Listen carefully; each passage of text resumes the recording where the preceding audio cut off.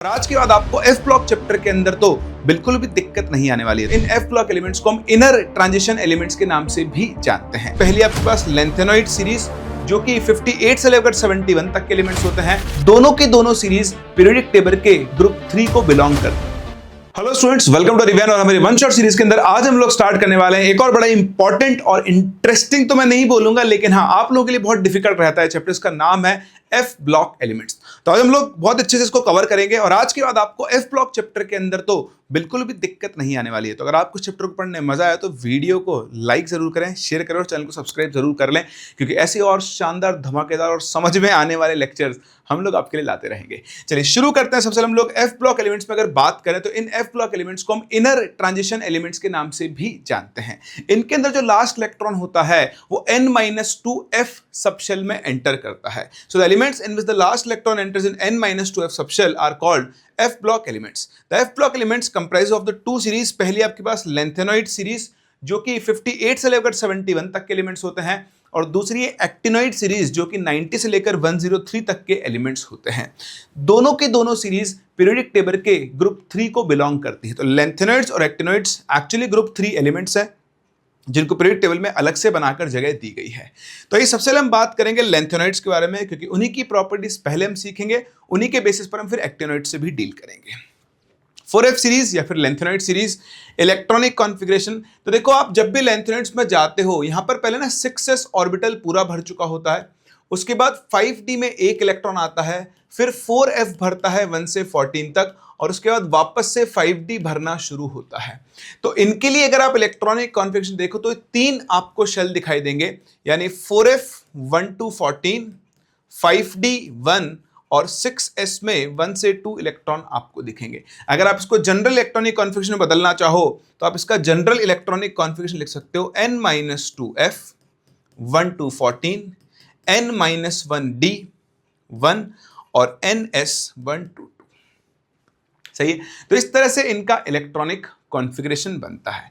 चलिए, the atoms of these elements have electronic configuration this, but with variable occupancy of 4f level. However, the electronic configuration of all the tripositive ions, which is the most stable oxygen state of all the lanthanoids, are of the form 4Fn. तो elements का electronic configuration variable हो सकता है, लेकिन ns2 ही लिख लो आप, है ना, 6s2 लिख लो, सिंपल। ऐसा क्यों, पहले भर चुका होता है। लेकिन जो लेंथेनॉइड एलिमेंट्स हैं, लेंथेनॉइड्स, उनका इलेक्ट्रॉनिक कॉन्फ़िगरेशन 4Fn को फॉलो करेगा, यानी 4F1, 4F2, 4F3, 4F4, 4F5। तो याद रखने की जरूरत नहीं है, अभी मैं आपको टेबल के अंदर याद ऐसे ही करवा दूंगा। तो ये आपके पास है लेंथेनॉइड्स। ध्यान रखना, लेंथेनम लेंथेनॉइड नहीं है, लेंथेनॉइड सीरियम से शुरू होते हैं। लेंथेनम जो है ये आपका डी ब्लॉक एलिमेंट है, 57 नंबर वाला। 58 से एफ ब्लॉक शुरू होता है। तो आप देख भी सकते हो लेंथेनम का इलेक्ट्रॉनिक कॉन्फ़िगरेशन है 5d1, 6s2, इसके बाद 4f भरना शुरू होता है। तो पहले तो एलिमेंट्स को कैसे याद रखना है, तो देखो उसकी ट्रिक है, लेके सीने पर, क्या है, लेके सीने पर नदियां प्रेम की समाई। ठीक, लेके मैं लिख देता हूं छोटा छोटा यहां पर, तो भैया आप ऐसे लिखो, लेके सीने पर नदियां, क्या, नदियां प्रेम की समाई, यूं गड़बड़ तब दिल में हुई, दिल में हुई, और तुम याद लाई। इस तरह से आप इसको याद रख सकते हो, और भी बहुत सारी अलग अलग ट्रिक्स होंगी। तो लेंथेनम है, सीरियम है, ये प्रेसोडाइमियम है, नियोडाइमियम है, ये आपका प्रोमेथियम है, समैरियम है, यूरोपियम है, गैडोलिनियम है, टर्बियम है, ये डाइस्प्रोसियम है, ये आपका होलियम है, ये अर्बियम है, ये थुलियम है, ये टर्बियम है, और ये आपका ल्यूटेशियम है। पहली बात तो एलिमेंट्स के नाम या उनके सिंबल्स। दूसरा इनका इलेक्ट्रॉनिक कॉन्फ़िगरेशन। तो अगर आप इस सीरीज में बहुत ध्यान से देखें तो इसको याद रखने की ट्रिक है कि यहां पर 2 and 8 नहीं आता। तो देखो जैसा मैंने आपको सिखाया, यहां पे पहले 6s भरता है, फिर 5d भरता है और फिर 4f भरता है। तो आप देखो लेंथेनम जो है उसका इलेक्ट्रॉनिक कॉन्फ़िगरेशन है 5d1, 6s2। लेंथेनम के बाद आएगा सीरियम, तो सीरियम में 4f भरना शुरू होगा, तो देखो बनेगा 4f1, 5d1 6s2 लेके सीने पर अब आप पीआर में देखोगे तो 4f2 बनना चाहिए था, 4f2 5d1 6s2। लेकिन ट्रिक मैंने आपको क्या सिखाई कि भैया यहां पर 2 नहीं आता तो 2 तो आ गया, तो अगर 2 नहीं आता तो 2 को बदलो, d का एक इलेक्ट्रॉन यहां भेज दो तो ये सीधा बन जाएगा 4f3 6s2। देखो ध्यान से, 4f3 6s2। अब कहानी को आगे चला दो, 3 के बाद 4, 4 2 5 2 6 2 7 2, कब तक? जब तक 8 नहीं आ जाता। अब 7 के बाद यहां पर 8 आना चाहिए था, 4f8 5s2, लेकिन 8 तो आता ही नहीं है। तो भैया जी एक इलेक्ट्रॉन को वापस शिफ्ट करें, कहां पर? 5d में, तो ये बनेगा 4f7 5d1 and 6s2, 4f7 5d1 6s2। फिर 7 के बाद फिर से 4f8 बनता, लेकिन 8 तो आता ही नहीं है, तो इस इलेक्ट्रॉन को वापस शिफ्ट कर दो तो ये 4f9 6s2 बन जाएगा। फिर देखो 9 2 10 2 11 2 12 2 13 2 14 2 15 2, 15 तो होता नहीं, खैर 14 2 और फिर वापस से 4f14 5d1 6s2 बन जाएगा। तो आपको ये एक बार में याद नहीं होगा, आपको बार बार इसकी 3 से 4 बार प्रैक्टिस करनी होगी, जैसे हम लोगों ने डी ब्लॉक के अंदर की थी। लेकिन ये इंपॉर्टेंट है क्योंकि इन्हीं से आप इनकी प्रॉपर्टीज और पूछे जाने सवाल के आंसर्स दे सकते हो एक बार। एलिमेंट का इलेक्ट्रॉनिक कॉन्फ़िगरेशन कुछ भी हो सकता है, लेकिन जब आप इनके +3 आयंस बनाओगे तो देखो 3 इलेक्ट्रॉन निकलेंगे, 2 गए 6s से, 1 गया 5d से 4f1, 2 गए यहां से, 1 गया यहां से 4f2 4f3 4f4 4f5 6 7 8 9 10 11 12 13 14। यही वो स्टेटमेंट था कि जितने भी लेंथेनॉइड +3 आयंस हैं इनका जनरल कॉन्फ़िगरेशन 4fn होगा और कुछ भी नहीं होगा। समझ में आ गया? तो जो लाइन लिखी हुई थी पीछे उसका मतलब ये था, however the electronic configuration of all the tri-positive ions which is the most stable oxygen state for all the lanthanoids are of the form 4fn, n की वैल्यू 1 से 14 तक रहेगी। फिर तीसरी सबसे इंपॉर्टेंट चीज, बहुत ध्यान से देखना और बहुत ही अच्छे से समझना आप इस चीज को। अगर आप ये लैंथेनॉइड को देखो 187 187 182 181 181 180 199, साइज डिक्रीज होते होते एकदम से बढ़ गई, फिर वापस से डिक्रीज ही हो रही है। तो पहला सवाल मेरा आपसे, क्या लेंथेनॉइड्स में साइज रेगुलरली डिक्रीज हो रही है? तो आप उत्तर देंगे नहीं। रेगुलरली कहां हो रही है? पहले डिक्रीज हुई, देखो कांस्टेंट कांस्टेंट, फिर डिक्रीज, फिर एकदम से बढ़ गई। इसको रेगुलर डिक्रीज थोड़ी बोल सकते हैं, इररेगुलर डिक्रीज है। तो कई लोग ये सोचते हैं, लेंथेनॉइड कॉन्ट्रैक्शन नाम सुना है, लेंथेनॉइड कॉन्ट्रैक्शन लेंथेनॉइड एलिमेंट्स की साइज में रेगुलर डिक्रीज है। गलत। लेंथेनॉइड एलिमेंट्स की साइज तो रेगुलर डिक्रीज होती नहीं है, लेकिन इनके जो +3 आयंस बनते हैं, कौन से आयंस बनते हैं? +3 आयन। देखो 106 103 101 99 98 96 लगातार डिक्रीज हो रही है, हो रही ना लगातार। तो आप ध्यान रखना, size of Ln+3 ions decreases regularly, not of lanthanoid elements. ये भी अपन आगे भी पढ़ेंगे, पर टेबल में मैं सिर्फ आपको ऑब्जर्व करवा रहा हूं। ये टेबल अपनी कहानी खुद बता रही है कि लेंथेनॉइड के जो +3 आयंस हैं उनकी साइज रेगुलरली डिक्रीज होती है, और इसी चीज को हम लेंथेनॉइड कॉन्ट्रैक्शन बोलते हैं। ये साइज रेगुलरली डिक्रीज क्यों हो रही है? क्योंकि आपके पास जो इनका कॉन्फ़िगरेशन बनेगा 4fn, जो मैंने आपको बताया, f इलेक्ट्रॉन्स की शील्डिंग पावर क्या होती है? पुअर। उसकी वजह से z इफेक्टिव डिक्रीज होता है और साइज z इफेक्टिव इंक्रीज होता है, और साइज लगातार क्या होती है? डिक्रीज होती है। तो ध्यान रखना, लेंथेनॉइड कॉन्ट्रैक्शन किससे जुड़ा हुआ है? +3 आयंस की साइज से, एलिमेंट्स की साइज से जुड़ा हुआ नहीं है। ठीक है, ये समझने के बाद एक और चीज मैं आपको बता दूं। देखो कई जगह ना आपको इंपॉर्टेंट कॉन्फ़िगरेशन अगर आप मुझसे पूछो तो इसमें ये जो बीच में आ रहा है ना, जिनका 4f7 कॉन्फ़िगरेशन चल रहा है, एक तो ये बहुत इंपॉर्टेंट है, यूरोपियम गैडोलिनियम, और एक आपके पास ये लास्ट वाले जब फुलफिल्ड कॉन्फ़िगरेशन आ गया है ना, ये टर्बियम और ल्यूटेशियम। इनके कॉन्फ़िगरेशन तो आप एटलीस्ट याद रखे ही रखें, बहुत काम में आएगा। बाकी ट्रिक सिखा दिए, 2 और 8 नहीं आता है, थोड़ी सी मेहनत करोगे आप आसानी से ये काम कर सकते हो। चलिए आगे चलते हैं। एटॉमिक साइजेस में आप कह रहा था, there is a decrease in atomic and ionic radii from lanthanum to lutetium due to increase that effective. The decrease in atomic radii is not quite regular. अभी मैंने आपको हाईलाइट करके बता भी दिया, और इस चीज को आप ध्यान रखना। But the decrease in +3 ions, है ना, द डिक्रीज इन +3 आयंस जो है वो क्या होता है, रेगुलर होता है। दिस डिक्रीज या this regular decrease in size of M3+ ions due to increase nuclear charge is called lanthanoid contraction. तो लेंथेनॉइड का जलवा आपने सुना है मेरे मुंह से कई बार, लेकिन ये लेंथेनॉइड कॉन्ट्रैक्शन का एक्चुअल सिग्निफिकेंस है कि जो +3 आयंस के साइज में लगातार डिक्रीज होता है उसी चीज को हम लेंथेनॉइड कॉन्ट्रैक्शन कहते हैं। चलिए, बहुत ही बढ़िया है, बहुत ही बढ़िया है। और आगे चलते हैं। ऑक्सीडेशन स्टेट्स, आपको लेंथेनॉइड्स भी डी ब्लॉक की तरह ऑक्सीडेशन स्टेट्स अलग अलग शो करते हैं, लेकिन मैं आपको बता दूं, ये एक लाइन बड़ी इंपॉर्टेंट है, लेंथेनॉइड एलिमेंट्स के लिए सबसे स्टेबल स्टेट कौन सी होती है, +3। अगर वो +3 के अलावा किसी और स्टेट में है, जनरली वो +2 और +4 शो करते हैं। +2 में है, +2 बना सकता है, लेकिन इवेंचुअली वो किस में कन्वर्ट होगा, +3 में। +4 है, +4 बना सकता है, लेकिन कन्वर्ट किस में होगा, +3 में। +2 और +4 क्यों बना सकते हैं, क्योंकि कई बार +2 स्टेट में इलेक्ट्रॉनिक कॉन्फ़िगरेशन या तो फुलफिल्ड हो जाएगा 4f14 या हाफ फिल्ड हो जाएगा 4f7।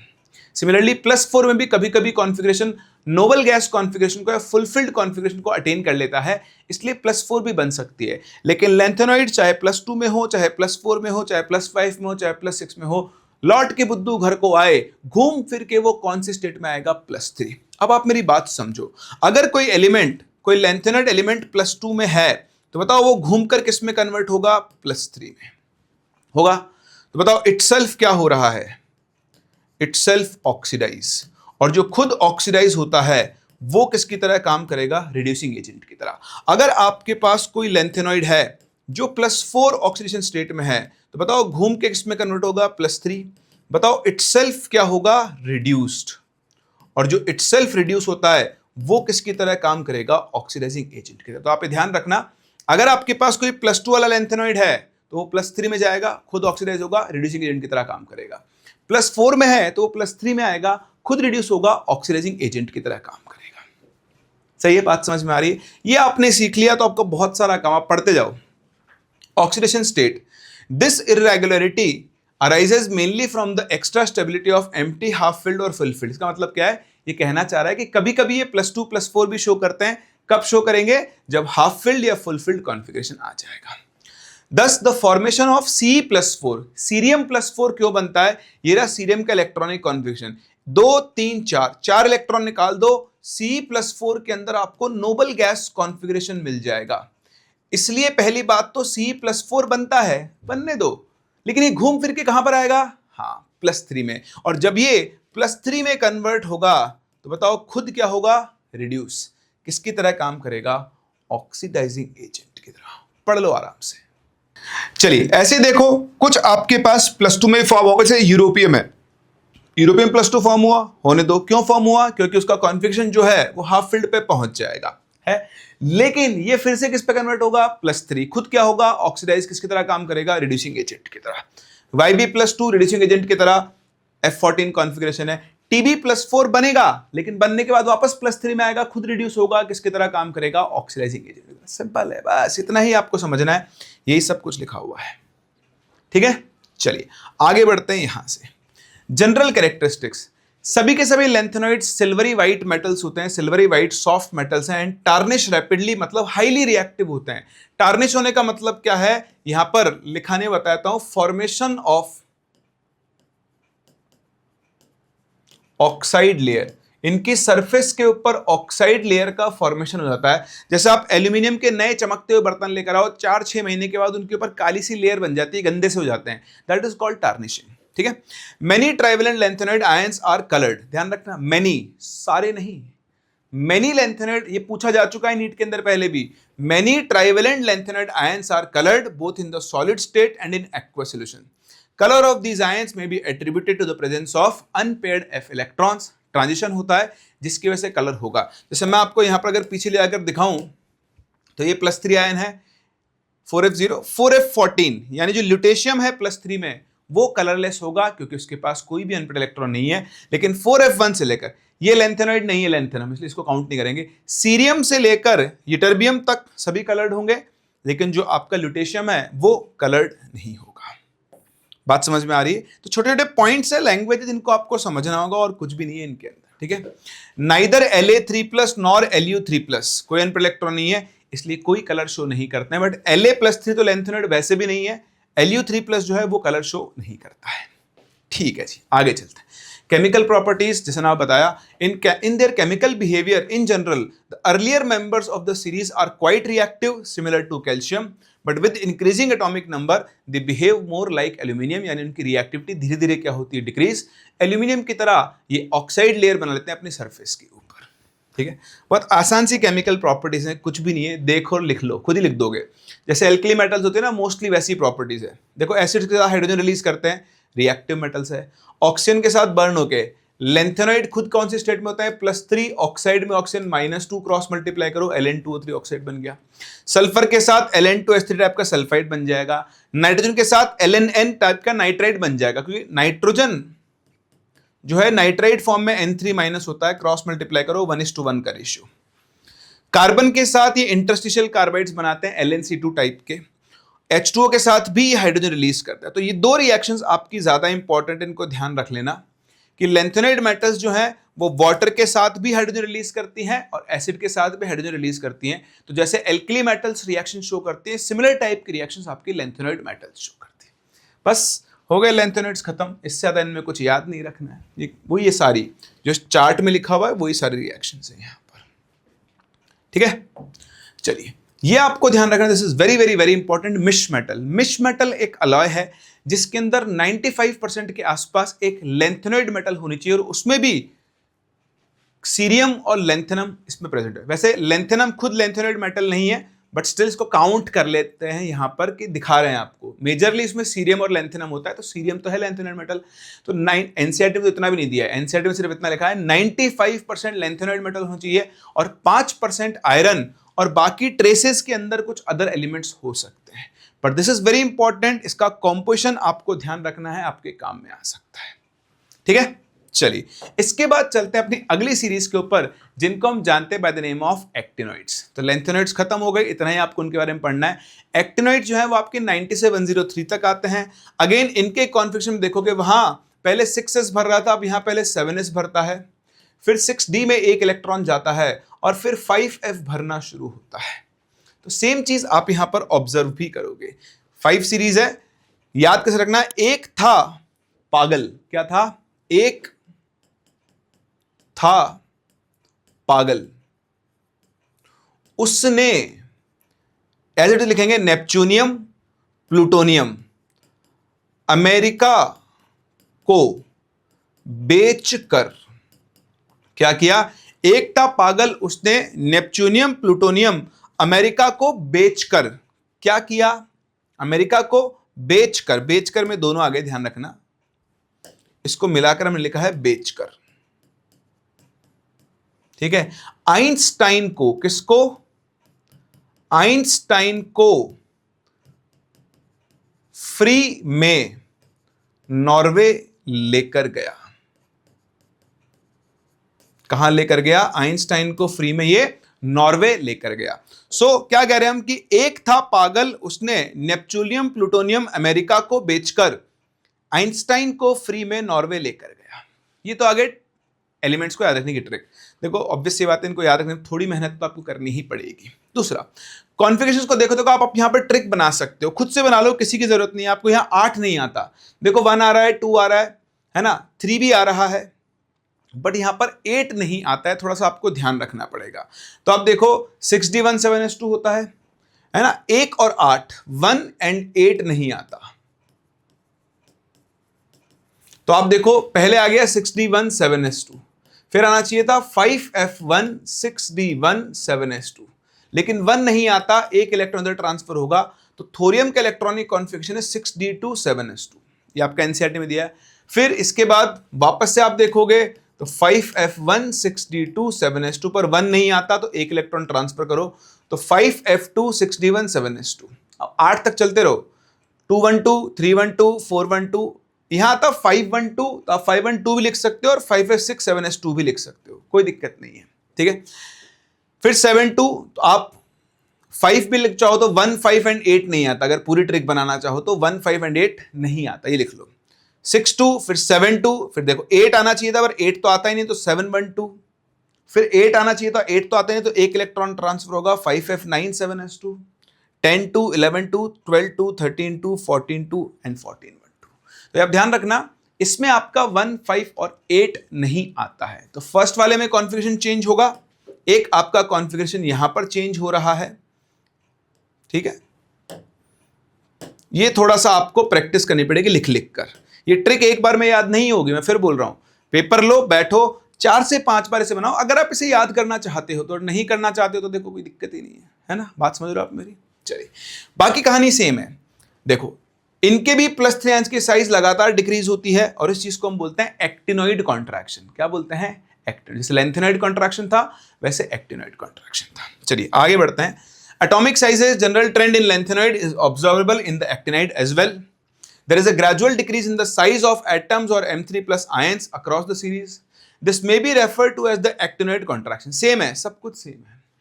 The contraction is however greater from element to element in the series, resulting from poor shielding by 5 electrons. यानी अगर आप actinoid contraction और lanthanoid contraction को कंपेयर करो तो actinoid contraction ज्यादा स्ट्रांग होता है, क्योंकि देखो एटॉमिक नंबर बढ़ गया है, न्यूक्लियस में प्रोटॉन ज्यादा हैं और शील्डिंग पुअर है तो जेड इफेक्टिव बढ़ेगा। चलिए ऑक्सीडेशन स्टेट, तो जैसे वहां पर ऑक्सीडेशन स्टेट थी वेरिएबल वैसे यहां पर भी है, लेकिन एक्टिनोइड ज्यादा वैरायटी दिखाते हैं। जहां पे लेंथेनॉइड +2 +3 +4 दिखा रहे थे, एक्टिनोइड्स +7 तक की ऑक्सीडेशन स्टेट दिखा सकते हैं। दूसरी चीज, एक्टिनोइड्स की भी कॉमन स्टेट +3 है, लेकिन वो उनकी स्टेबल स्टेट नहीं है। लेंथेनॉइड की कॉमन और स्टेबल स्टेट +3 थी, कोई भी लेंथेनॉइड किसी और स्टेट में होगा +3 में आएगा, लेकिन एक्टिनोइड के लिए ऐसा कुछ भी नहीं है। समझ गए? आइए पढ़े। There is a greater range of oxidation states which is in part attributed to the fact that 5F 60 and 7S levels are of comparable energy. तो इनके एनर्जी गैप कम होता है तो इलेक्ट्रॉन यहां और यहां तीनों से निकल सकते हैं। 4F ऑर्बिटल रिलेटिवली न्यूक्लियस के ज्यादा पास है, तो वहां से इलेक्ट्रॉन निकालने में मेहनत क्या करनी पड़ती है? ज्यादा। Actinoid show in general +3 oxygen state. The elements in the first half of the series, है ना, first half of the series frequently exhibit higher oxygen state, है ना। तो आपके पास कौन था? देखो एक था पागल, उसने नेपच्यूनियम, है ना, एक था पागल उसने नेपच्यूनियम प्लूटोनियम, ठीक, अमेरिका को बेचकर, ये सीरीज है आपकी, देख सकते हो आप ये रहा। ठीक है, तो ये ध्यान रखना इंपॉर्टेंट चीज क्या है? Valence electron. देखो इसके में 2 1 3 है, इसमें 4 है, इसमें 5 है, इसमें 6, इसमें 7 है। तो आप देखोगे नेपच्यूनियम तक तो ये +7 स्टेट शो करते हैं, उसके बाद इनका ऑक्सीडेशन स्टेट डिक्रीज होना शुरू हो जाता है। तो जो अगली लाइन आप पढ़ने वाले हो वो यही है, पढ़ो। The maximum oxygen state increases from +4 in thorium to +5 +6 and +7 in, sorry T चाहिए, in PU, PA europium and Neptune. यानी थोरियम शो करेगा +4, ये करेगा +5, ये करेगा +6, ये करेगा +7। नेपच्यूनियम लास्ट है जो +7 शो कर रहा है, इसके बाद वाले एलिमेंट्स +7 शो नहीं करेंगे। तो वो यही कहना चाह रहा है कि the maximum oxygen state increases from +4 in thorium to +5 +6 and +7 in tritium uranium neptunium, but decreases in succeeding elements. The actinoids resemble the lanthanoids in having more compounds in +3 state then in +4। तो हाँ, इनके भी +3 में बहुत सारे compound होते हैं, लेकिन +3 इनकी स्टेबल स्टेट नहीं है। तो 2 स्टेटमेंट आपको ध्यान रखना है, नेपच्यूनियम तक +7 जाती है और उसके बाद डिक्रीज होता है, हाईएस्ट नेपच्यूनियम शो करता है। ठीक है, चलिए और आगे चलते हैं। कैरेक्टरिस्टिक्स, जैसे लेंथेनॉइड मेटल्स रिएक्टिव थी, वैसे एक्टिनोइड मेटल्स भी क्या होती हैं? रिएक्टिव होती हैं। ठीक है, एंड ये बता चुका हूं, the structure variability is obtained due to irregularities in metallic radii which are far greater than in lanthanide। इनकी रेडियस में डिक्रीज ज्यादा होता है तो डिफरेंसेस भी ज्यादा होते हैं। ठीक है, आइए और आगे चलते हैं। The lanthanoid ion that would show colour is, कौन सा लेंथेनॉइड यहां पर कलर शो करेगा? तो देखो आपको इस क्वेश्चन को सॉल्व करना है, तो आपके पास क्या था? लेके सीने पर नदियां प्रेम की समाई, इधर गड़बड़, बस यहीं तक हो गया, आगे सब लोग। तो देखो लेंथेनम, इसका इलेक्ट्रॉनिक कॉन्फिगरेशन क्या होता है? ये होता है आपके पास 5d1 6s2 होता है। फिर ये आ जाएगा 4f1 5d1 6s2। फिर ये आपके लुटेशियम सबसे लास्ट में आता है, ध्यान रखना है ना, लुटेशियम तो चला जाएगा 4f14 में। ये पूछ रहा है कलर कौन शो करेगा, तो अभी देख लेते हैं। लेंथेनम, सीरियम या पास प्रोमोथियम है, तो हो गया 4f2 5d1 6s2, सही है। फिर आएगा 4f3, तो जैसे आपको मैंने बताया था इस सीरीज के अंदर 3 और 8 नहीं आता, तो एक इलेक्ट्रॉन शिफ्ट करो तो ये बन जाएगा 4f4 6s2, ये बन जाएगा 4f5 6s2, ये बन जाएगा 4f6 6s2। तो देखो +3 में समैरियम हो जाएगा 4f5 होगा, कलर शो करेगा। La+3 कोई कलर शो नहीं करेगा। GD देखो आपको दिख रहा है, ये हो जाएगा 4f7 6s2, ये बन जाएगा 4f7 5d1 6s2। तो GD+3 में क्या आ रहा है, 4f7 आ रहा है। थोड़ा आपको यहां समझना पड़ेगा, मैं आपको डी ब्लॉक में भी सिखा चुका हूं कि जब आपके 7 f ऑर्बिटल हैं और सातों के सातों सिंगली ऑक्यूपाइड है तो स्टेबल कॉन्फ़िगरेशन है, यहां से इलेक्ट्रॉन को एक्साइट करवाना आसान नहीं होता है। तो देखने पर आपको लगेगा कि 7 अनपेयर्ड इलेक्ट्रॉन है, कलर्ड होना चाहिए, लेकिन यहां पर GD+3 भी जो है वो कलर्ड नहीं होगा। तो कलर शो करने के चांसेस सबसे ज्यादा किसके होंगे, ऑप्शन नंबर ए के। ये थोड़ा सा कंफ्यूजिंग क्वेश्चन है, लेकिन ये बहुत ही इंपॉर्टेंट क्वेश्चन है, ध्यान रखना। पॉसिबिलिटी अगर हम देखें, क्योंकि जैसे डी ट्रांजिशन होता है ना, डी ब्लॉक में हमने सीखा था, वैसे ही FF ट्रांजिशन होता है। तो यहां पे जो करेक्ट आंसर होगा वो आपका ऑप्शन नंबर ए होगा। Sm3+ के पास 5 अनपेयर्ड इलेक्ट्रॉन है, उनका एक्साइटेशन ज्यादा आसान है, इसलिए वो कलर शो कर सकता है। चलिए अगला क्वेश्चन देखें, जेईई मेन 2020 का। जैसे मैंने आपको बताया कॉन्फ़िगरेशन से रिलेटेड आपके पास क्वेश्चन आएंगे और इसलिए आपको उस टेबल को याद रखना होगा। The correct electronic configuration and spin only magnetic moment of GD+3 respectively are. चलिए आप खुद ट्राई करें, अभी भी हमने गैडोलिनियम का इलेक्ट्रॉनिक कॉन्फ़िगरेशन देखा था। लिस्ट बनाओ, कॉन्फ़िगरेशन निकालो और सॉल्व करो। सही है, तो देखो ये क्वेश्चन तो बड़ी आसानी से आप सॉल्व कर सकते हो। गैडोलिनियम है, गैडोलिनियम का इलेक्ट्रॉनिक कॉन्फ़िगरेशन क्या होता है आपके पास, 4f7 5d1 6s2। तो जब गैडोलिनियम +3 में आ जाएगा तो 4f7 आ जाएगा। 7 आपके पास अनपेयर्ड इलेक्ट्रॉन होंगे और मैग्नेटिक मोमेंट निकालोगे तो क्या बनेगा, √7 × 7 + 2, 9 7 जा 63। अब देखो 64 का रूट होता है 8, तो 63 का रूट 8 के बहुत क्लोज होगा। तो 4f7 और 8 के क्लोजेस्ट वैल्यू कौन सी है, ऑप्शन नंबर बी, और यही आपके इस क्वेश्चन का करेक्ट आंसर होगा। सही है, ऐसे आप आगे बढ़े। देखिए जेईई मेन 2020 का एक और question, the lanthanoid that does not show +4 oxidation state is. Europium को अगर आप देखो तो इसका इलेक्ट्रॉनिक कॉन्फ़िगरेशन होता है 4f7 6s2। जब यूरोपियम +2 में चला जाएगा तो इसका इलेक्ट्रॉनिक कॉन्फ़िगरेशन 4f7 बन जाएगा, और अब इससे 2 और इलेक्ट्रॉन निकालना मेहनत वाला काम है।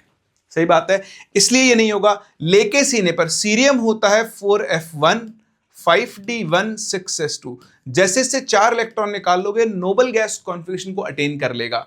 ये 4 इलेक्ट्रॉन देने के बाद f7 स्टेट में आ जाएगा। dy भी +4 कभी कभी कुछ कंपाउंड्स में शो करता है, लेकिन यूरोपियम +4 शो कर ही नहीं सकता है। तो क्वेश्चन है कि कौन शो नहीं कर सकता है, तो उसका जो करेक्ट आंसर होगा वो ऑप्शन नंबर डी होगा। तो आपसे फिर कह रहा हूं, लेंथेनॉइड्स एक्टिनॉइड्स की टेबल बना लो, कॉन्फ़िगरेशन से याद कर लो। मैंने आपको जो जो यहां सिखा दिया उससे बाहर क्वेश्चन नहीं आएगा, ये ध्यान रखना, ठीक है। अगर आप इतना भी नहीं कर पाते हो तो देखो फिर आप बहुत बड़े वाले हो क्या, वो तो आप समझ गए हो, मुझे बताने की जरूरत नहीं है। The electronic configuration of bivalent europium, EU+2 का कॉन्फ़िगरेशन क्या है, 4f7 है। एंड ट्राइवेलेंट सीरियम, सीरियम का इलेक्ट्रॉनिक कॉन्फ़िगरेशन क्या होता है, 4f1 5d1 6s2। तो +3 में 3 इलेक्ट्रॉन जाएंगे, 4f1 बचेगा। तो एक होगा 4f7, एक होगा 4f1। करेक्ट आंसर क्या हो जाएगा, ऑप्शन नंबर ए। सही है, कर सकते हैं। चलिए, तो ट्रेंड आप देख सकते हो, कॉन्फ़िगरेशन से ज्यादा क्वेश्चन आ रहे हैं। सेम चीज यहां पर, which one of the following lanthanoid does not form MO2। MO2, तो जिस पर M क्या हो रहा है, +4 ऑक्सीडेशन स्टेट में आ रहा है, कौन शो नहीं करेगा। तो आप खुद देखो, लेके सीने पर नदियां प्रेम की समाई, इधर गड़बड़ तब दिल में हुई, और है ना तुम याद लाई, ऐसा। तो आपको देख सकते हो ये 5d1 6s2, ये 4f1, तो आप देखते हैं किसकी बात करनी, प्रोमेथियम की बात करनी है, तो ये हो गया 4f2 5d1 6s2 होगा।